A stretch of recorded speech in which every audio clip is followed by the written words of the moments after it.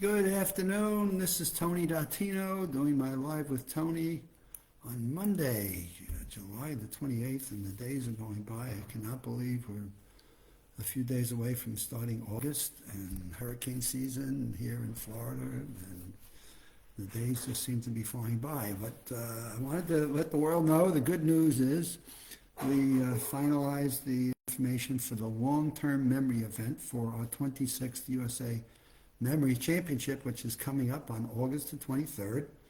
We give the mental athletes 4 weeks to study the long-term information.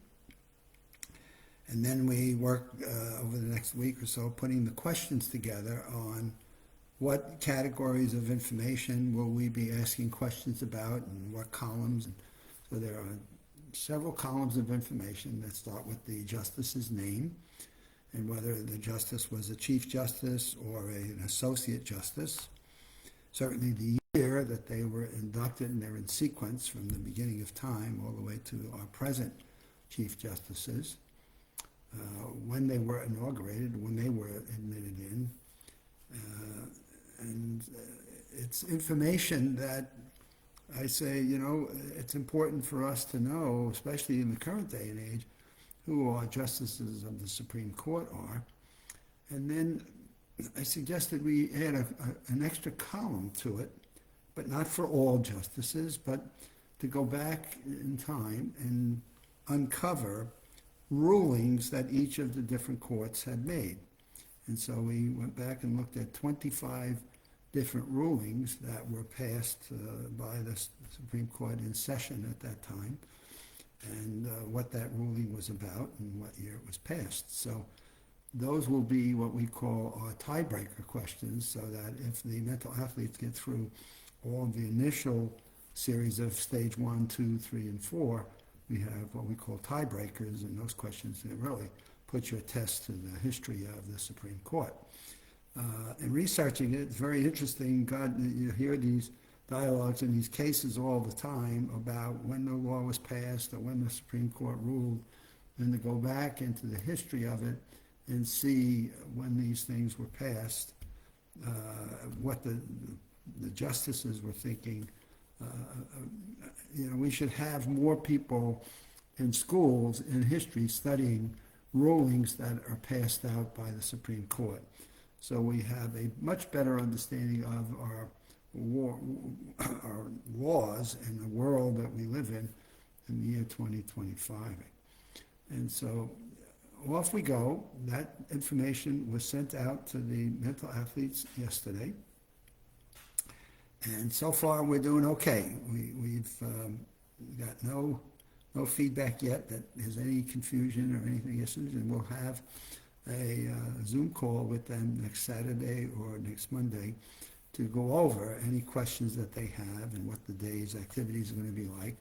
But the long-term memory event is the very first event we'll be doing on August the 23rd. And we used to have it as the second or third event, but a number of the mental athletes say, this isn't fair. I studied for the long-term event, and I was eliminated in the first round or the second round. And by the third round, when I knew all this information, I could demonstrate my long-term memory abilities. I wasn't in the competition anymore. So we got enough of feedback. We do listen to our mental athletes, and we do try to respect the commitment and the courage and the support that they give by first being a mental athlete and being a part of the event. And so we do take their feedback very seriously, and therefore we move that event to the very first event of the day so that all of the 12 finalists that came through the July 17th online qualifications, all 12 finalists get the opportunity to demonstrate their ability to remember long-term and how to use that information to answer the series of questions that they will get up on stage and have to go through. The debate is always how much data do you give them, and so we're less than 1,000 points of information, less than what we call data bits of memory. We've got less than 1,000, and we again recognize that they all have lives other than coming and competing. So again, feedback came back, and we've cut back from 3,000 plus when we first did this event to less than 1,000 as we've learned each year. First of all, the time element, the commitment that the mental athletes put into this. The other debate we've had, again, we've decided on being conservative. How many weeks do they get in order to remember this information? And we have stuck with 4 weeks before the competition. So what somebody has suggested, we probably should cut that to 2 or 3, because most of the mental athletes don't start studying it until 2 or 3 weeks before the competition. So we'll start to convene with my team on whether or not we want to restrict or reduce the number of weeks that we give them to study. Since it's a long-term memory event, we've always thought that giving them at least a month before the competition would be a positive thing for them to remember the information. But again, feedback coming in is like, hey, 2 to 3 weeks would be just as good, since we don't start practicing and using this information from 2 to 3 weeks. So everybody's got their own choice. If you don't want to start for 2 to 3 weeks before the event, that's okay. That's your choice. You want to start sooner? That's okay. That's your choice. But the good news is we've gotten a lot of interest. I'm pleased to look at the feedback we've gotten from the mental athletes and their commitment to being a part of it. And I'm certainly thrilled with Full Sail University and using their studio, which they use for their education purposes, for their students that go out into the media world and go out and find real jobs, and they get an opportunity to create a very real live event that we'll record on the 23rd, and we'll kick that out on YouTube on the 24th. So those are just some of the things that we get to work on. I think it's appreciated that there's some of our mental athletes do recognize and appreciate the amount of work that goes into this, the coordination, the timing, the considerations.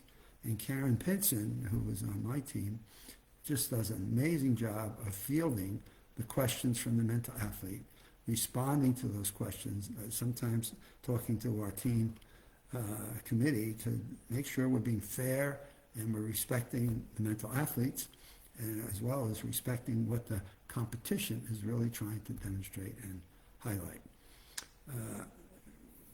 We were at, or I was at, a Memory Institute class this morning down at a YMCA here in Dr. Phillips, Florida, and Michael was sharing with the students in that workshop some of the information that these mental athletes have to remember, and they were just in awe of anybody being able to remember the long-term memory data bits. Then they have to remember a list of words, and we now have 300 words. They get 15 minutes to study to see how many they can remember. Then we have the tea party, where they get to look at a video of somebody introducing themselves, and a phone number, and an address, and a pet, and a car, hobbies. And then we wrap it up with giving them 5 minutes to remember an order of 2 shuffled decks of cards. And just going through each round, we eliminate 3 people, so that by the time we get to the last event, we're down to 3, and it's a head-to-head on the cards, and now we know who our 26th USA Memory Champion will be. And that is a pretty intensive day for these men and women that participate in this. But we're excited that we've got a good mix of diversity this year. We've got a good group of people that have really been committed to this memory championship. And the scores we had in the preliminary are as high as we've ever had. So we're looking for a pretty good day come August the 23rd. And there are limited seats and availability. So if any of you are interested that listen to this that would like to attend, we start the day off at 12 o'clock, and we usually are done by about 4 o'clock. And just send me an email, a.dottino@aol.com. That's ADOTTINO@AOL.com, and put in there attendance memory championship. And we'll make sure we save a spot for the first 50 people that come in and tell us they want to attend. So with that, we're off to another week. So have a good week, and we'll see you back out here on Wednesday.